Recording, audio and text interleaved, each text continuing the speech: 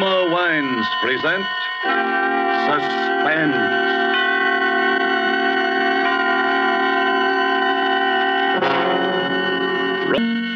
The Roma Wine Company of Fresno, California, welcomes you again to this weekly half hour of Suspense. Tonight from Hollywood, Roma Wines bring you a star, Mr. Herbert Marshall. Mr. Marshall is with us to play in Nicholas Blake's powerful story of vengeance and retribution, The Beast Must Die. But before we raise the curtain on tonight's tale of suspense, here is a... And now with The Beast Must Die, and with the performance of Herbert Marshall as Felix Laine, who wrote a diary of death, we again hope to keep you in suspense.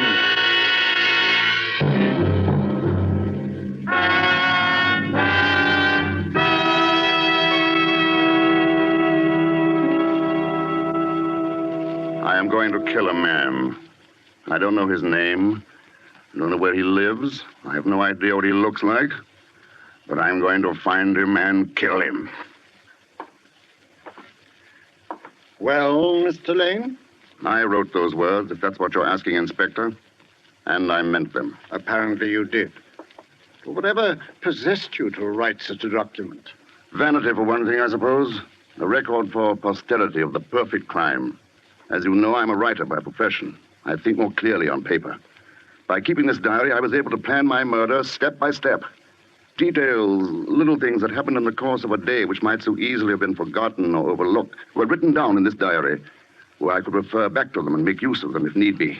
But you found out that a real-life murder could not be carried out so easily as the murders you wrote about in your detective novels, eh, Mr. Laine? I wouldn't go so far as to say that, Inspector. In fact, except for the ending, I think this diary is quite the best murder story I've ever written. Yeah, and quite the most incriminating document I've ever known a prospective murderer to leave lying around. Incriminating?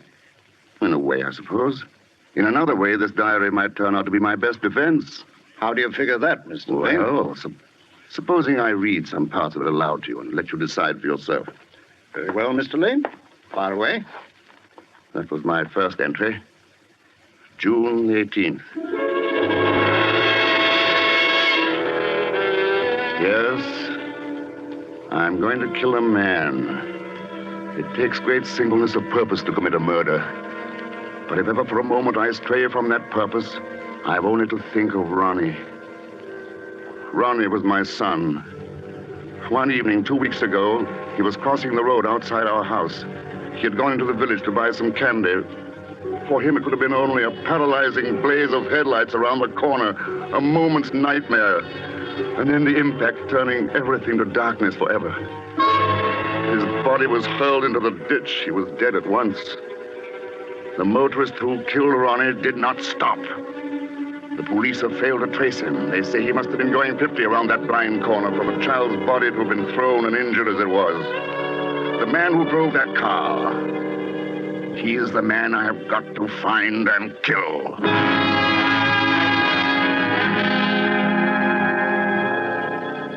June 25th. I found my first clue today.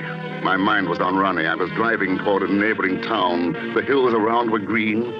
The boxwood hedges, still damp from last night's rain, translucent like giant chunks of emerald. Suddenly, the front wheels of my car hit into a great puddle. A sheet of water splashed up over the front of the windshield and drenched me from the side. I pulled up at the far side of the water splash. I got out, cursing myself for my preoccupation, and began mopping away at the windshield. A man leaning over a farm gate addressed me. Well, looks like you got a proper shower bath, mister. Yes. Been pestering the county for months to repair that hole. People always driving into it, splashing themselves all over. Funniest thing of all, though, was about a fortnight ago when a chap tried to use it to get a free car wash. Oh, really? Yeah, it was my wife's birthday, to be exact. About 8 o'clock, we was on our way to Cheltenham to see the picture show. Just coming out of the gate, this chap driving one of those low-slung sports jobs hits the water splash. You don't say. Ah. And then the fella says something to the girl he's driving with.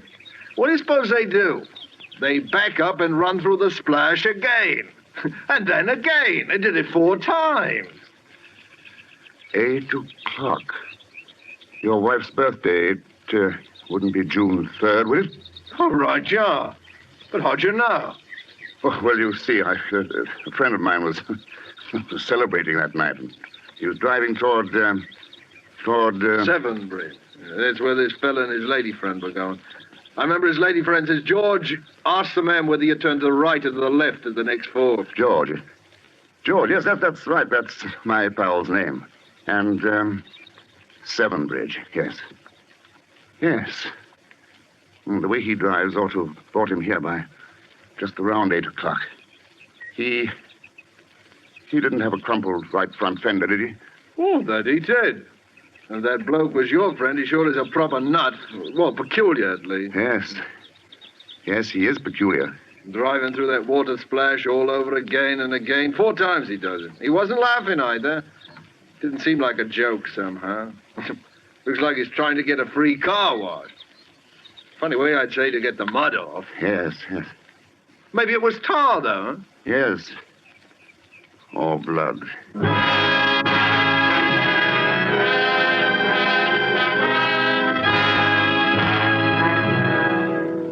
July 12th. At Seven Bridge. I've talked to any number of the town's people, and I've met a number of Georges. But not one of them have owned or driven a low-slung sports job. Not like the one I've been looking for anyway. It may be that I have to start all over again on some other tack. I was returning to the inn this afternoon when I noticed a car parked on the side of the road up ahead. A girl with bright hair was working at the rear wheel, and a small lad beside her was doing his best to help. I pulled up beside them. It was a long, low-slung sports job.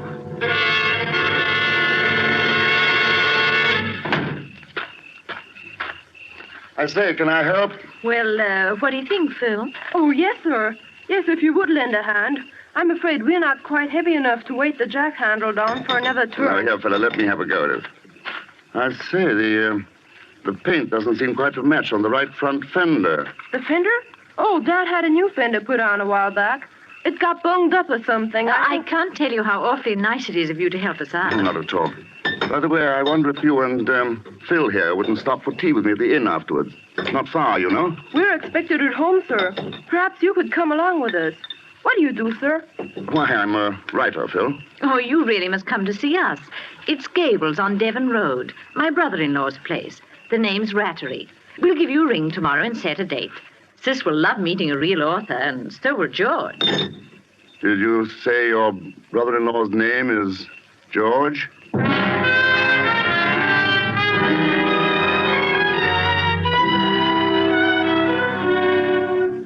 July 16th. I've met him. I've spent an evening talking to him. George Rattery.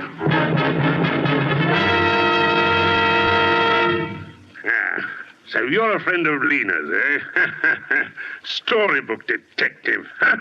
A writer. Easy enough to write about a dead body. Well, I'd like to see an author that had guts enough to look at one.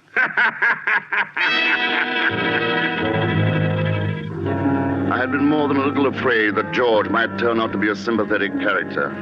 That need not concern me any longer. I shall have no compunction at all about putting his light out.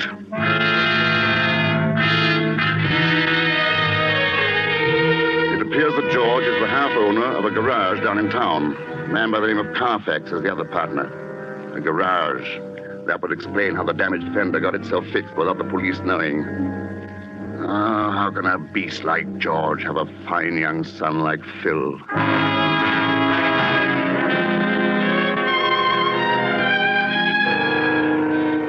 This afternoon, I was rounding the corner of the tea house in the Rattery's garden when I heard voices.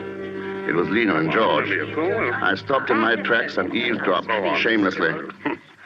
It's a neat rig you're wearing today, Lena. Is that for Felix Laine's benefit? Oh, save your compliments for that Carfax woman. Jealous. Don't make me laugh. But someday you're going to find out that business partner of yours isn't as mild as he looks. I wonder what he'd say if he knew that his wife was... Shut up, will you? And since when did you get so high and mighty? It wasn't so long ago that you yourself were glad enough to... If you ever open your mouth about any of that, I swear I'll kill you. Talking big now, aren't we, Miss Snow White? Just try something and you'll find out.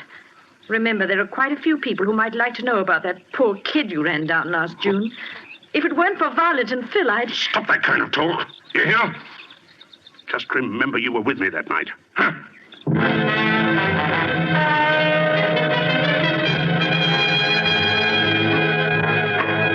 August 5th. Had a look around the Rattery Carfax garage this afternoon. Told George it might come in useful as material in my book.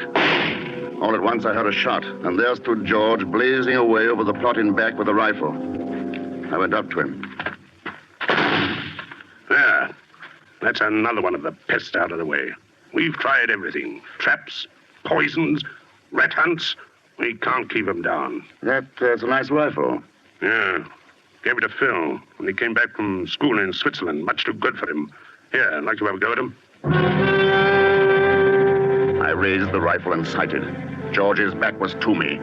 By shifting a few inches to the right, the bullet should enter the base of the brain. Who could prove that George hadn't suddenly stepped in my way? My finger tightened on the trigger. I say, George, I can't find that new tin of rat poison. Phil was spreading some out in the dump yesterday. I wonder where he put it. Oh, hello there, Lane. Hello, Carfax. Hey, watch out where you're pointing that gun. We wouldn't want anything to happen to the senior partner, eh? Not very funny.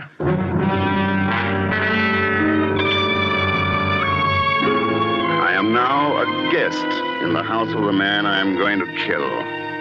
Violet, Phil's mother, suggested that I come and stay with them for a fortnight and help Phil in odd hours with his Latin. George, much to my surprise, joined in heartily with the idea. I wonder why. I must watch him very closely because of what happened last night. We were having coffee in the drawing room after dinner when the conversation took a most extraordinary turn. They were talking about Violet's new rose bushes.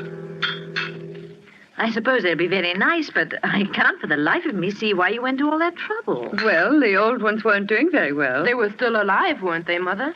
Oh, yes, dear, but I'm not one to keep something going when it's only half alive. Oh, I'm glad you're talking about rose bushes. I should hate to think you felt that way about people. Of course not.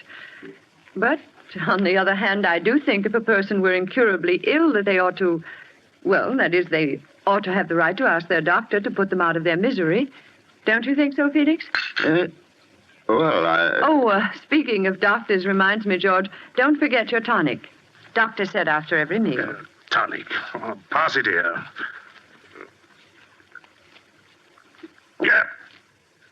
Foul stuff, bitter as gall, poison. That won't kill you, George. Felix, would you really be in favor of doing away with all unfortunates? Well, what about your incurable social pest, the person who makes life miserable for everyone else around him? I think a person would be justified in killing someone like that. I do think you're all getting a little morbid. The kind of a person I describe has no right to life. Of course, that's to say I would if I could do it without running my neck into a noose. Now, in my book, I'm working on a very pretty murder. Quite my masterpiece, I think. Well, he's darn close about it. Locked doors, sealed lips, and all that.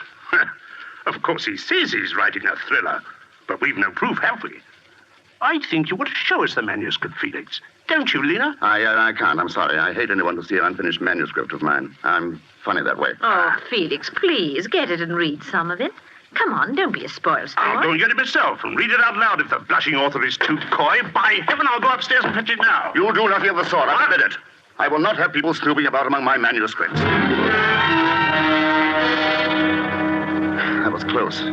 After all, there is no book but this diary. I must keep it well hidden in my room.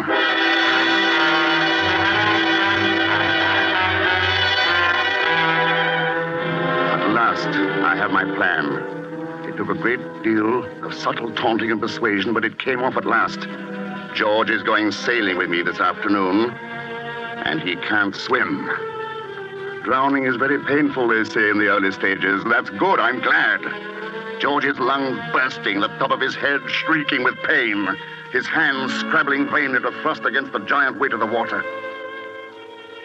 But if I cannot kill George today on the open sea, with the wind in my favor and myself the undisputed master of the situation, if I fail today, then I will know that it is not my destiny to be a murderer, and I will make no further attempt on the life of George Rattery.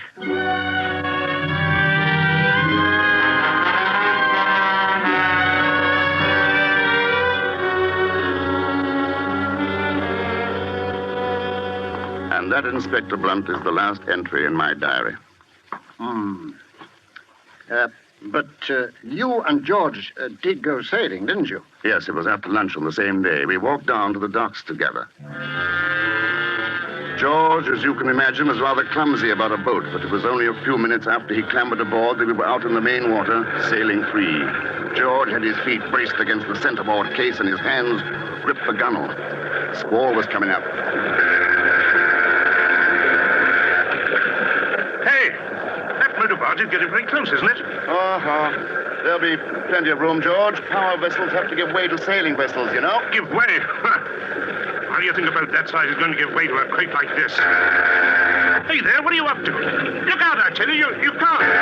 What if you run into us? I'll bloody well hang on to your leg and we're both drowned. What are you doing?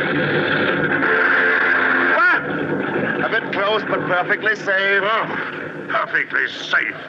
That barge didn't miss us by a yard. The same thing happened the other day when I was out with Phil. He didn't lose his nerve. Oh, he didn't, eh? By the way, you better not stand up in the boat again. That's one thing that's not safe. Very well, my friend. But I shouldn't try any of those funny tricks you've been planning. Tricks? What tricks? You know what I mean, you filthy sneak. I searched your room just before lunch, and I found your diary. Yes, I posted that precious diary of yours up to my solicitor just before I came out here. Posted it, mind you, just before we went sailing. So you see, it'll be most unfortunate for you if you let me drown. Well, what's the matter? Lost your lying tongue, have you? I ought to break your jaw for you. I've a good mind to hand over your diary to the police. Don't be silly. You know perfectly well you won't do anything of the kind. And for the very good reason that you don't want the police to haul you in on a charge of manslaughter for killing my son. Well, you can't prove I ran over your son. Aren't you forgetting that Lena was with you that night? The police will get a confession out of her in no time. Why, you, if ever I see you again after today, you slug, I'll bash you into a jelly. Oh, shut up, George. I guess we've both been a little too clever. It looks like a stalemate.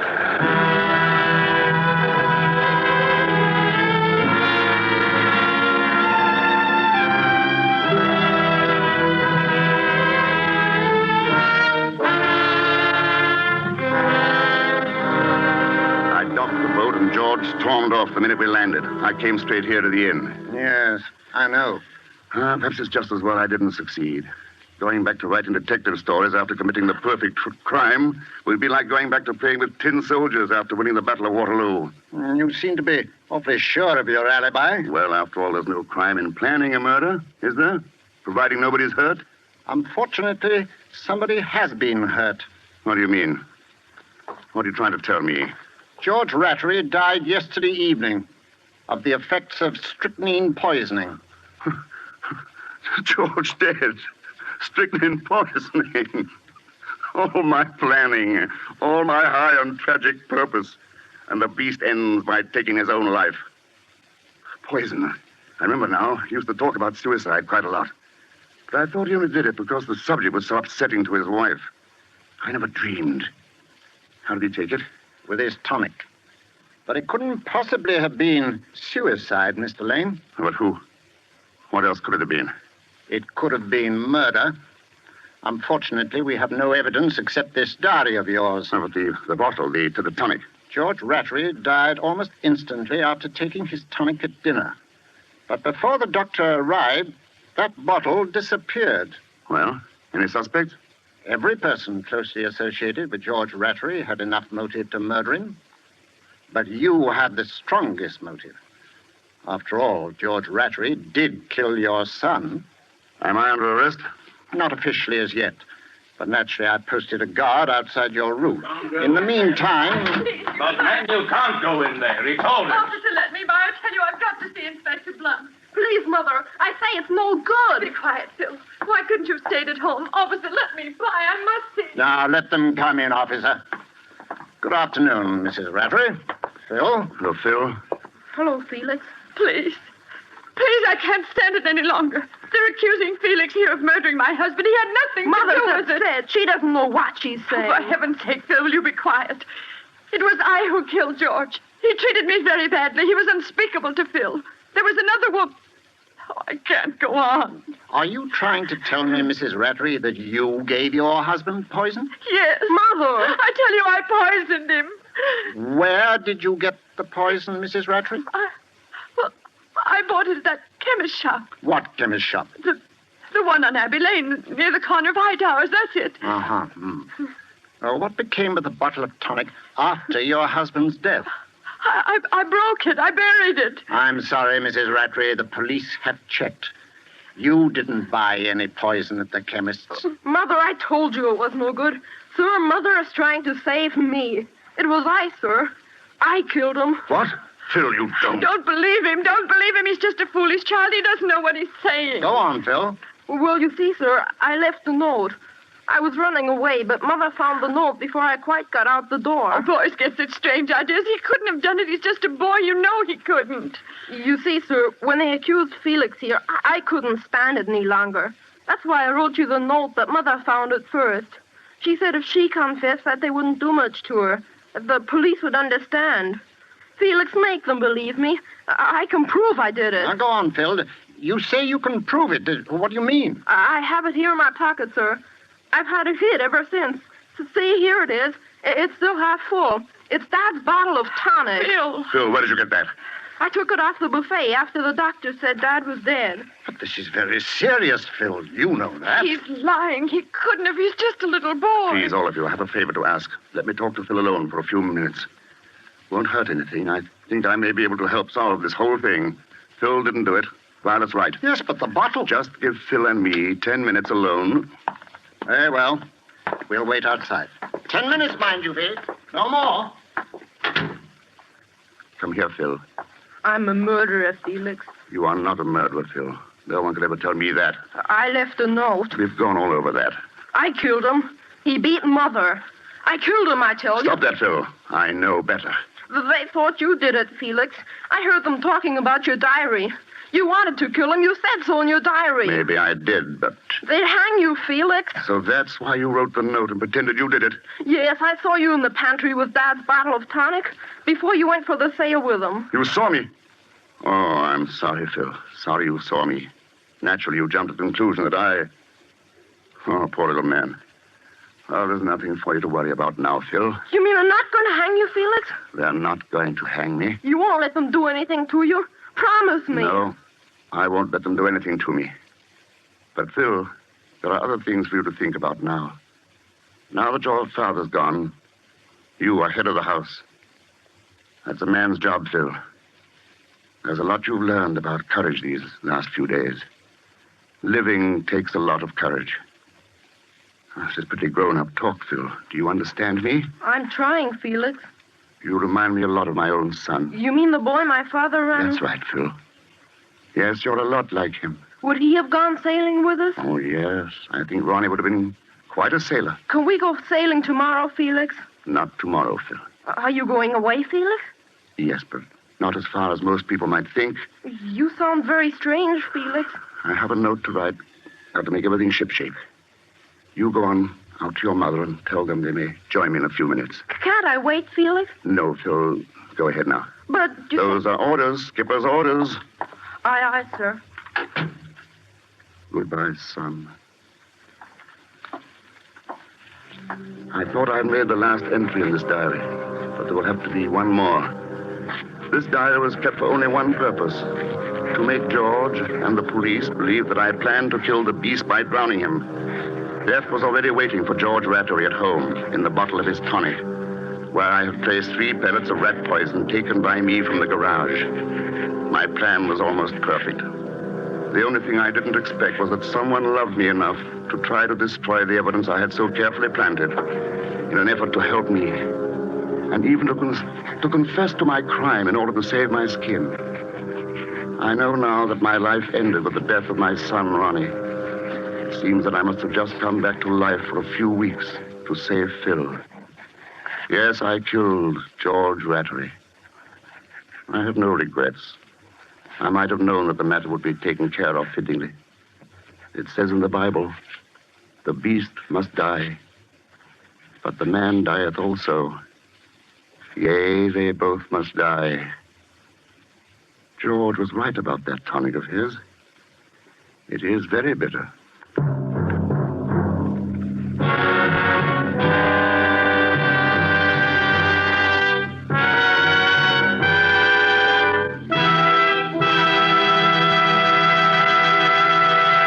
And so closes The Beast Must Die, starring Herbert Marshall. Tonight's tale of Suspense. Suspense is produced and directed by William Spear. Have you this courtesy of Metro-Goldwyn-Mayer, producers of White Cliffs of Dover? Next Thursday, same time, you will hear Mr. Peter Lorre with Richard Conte as stars of Suspense. Presented by Roma Wines, R-O-M-A, made in California for enjoyment throughout the world. This is CBS, the Columbia Broadcasting System.